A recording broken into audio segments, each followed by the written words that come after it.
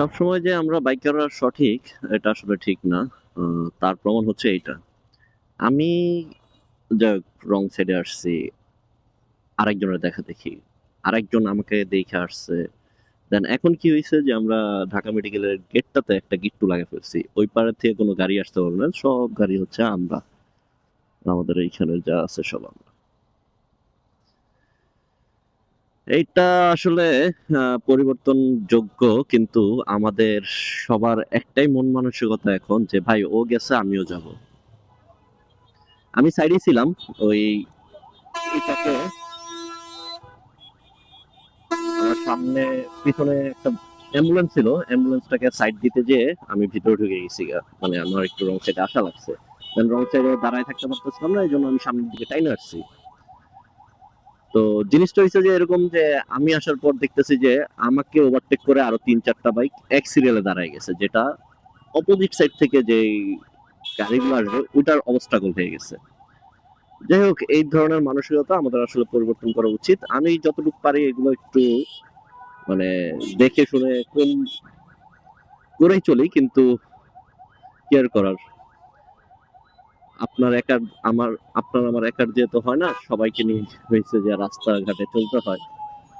তো আপনি দাঁড়ায় থাকবেন, দেখবেন যে আপনার সামনে দিয়ে ১০ জন অলরেডি বাইক নিয়ে ওইভাবে চলে গেছে।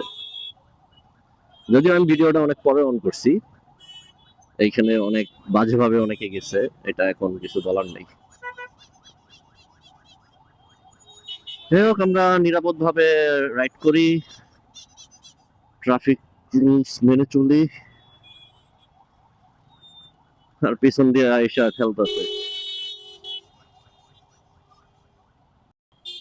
যেমনটা বলতেছিলাম, এখন বার্নিংয়ের সামনে দুইটা লেন ভাগ করে দিছে যে অপোজিট সাইড থেকে গাড়ি আসবে, কিন্তু আমরা দেখেন আপনি যত এই সাইডে থাকবেন ওই সাইড দিয়ে একটা লেন রাখলেও ওই লেনটাকেও যে বন্ধ করে দিবে। এখন কিছু বলার নাই এইখানে, এটা আমাদের ব্যর্থতা, এটা আমার দোষ। আমাদের না, এটা আমার দোষ যে আমি রং সাইডে আসছি।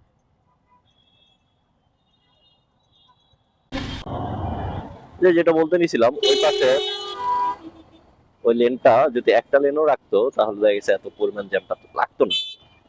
তাই বলতে পারেন আমি এখানে কেন আসছি, আমি আসছি ভাই এই ভিডিওটা ধারণ করার জন্য যে দেখেন আমরা কি পরিমাণ অন্যায় করি, যে কোনো লেন রাখবো না। এই যে আমি এখন পুরা একদম পুরোপুরি রং লেনে আছি। সো আমরা সবসময় হচ্ছে আমাদের অনুকূলে যেগুলো আছে ওইগুলাই হচ্ছে দেখাই, কিন্তু আমরা রঙে যে যেগুলো করি ওইগুলো আসলে দেখাই না। চলেন ওইগুলো একটু এবার দেখলাম কেমন। কারণ আমাদের লেন হচ্ছে ওই পাশেরটা, কিন্তু আমরা ১, ২, ৩, ৪ আরো ৪টা লেন বানায় ফেলছি, জাস্ট যে আমাদের ফ্লাইওভার উঠতে হবে তাড়াতাড়ি। তো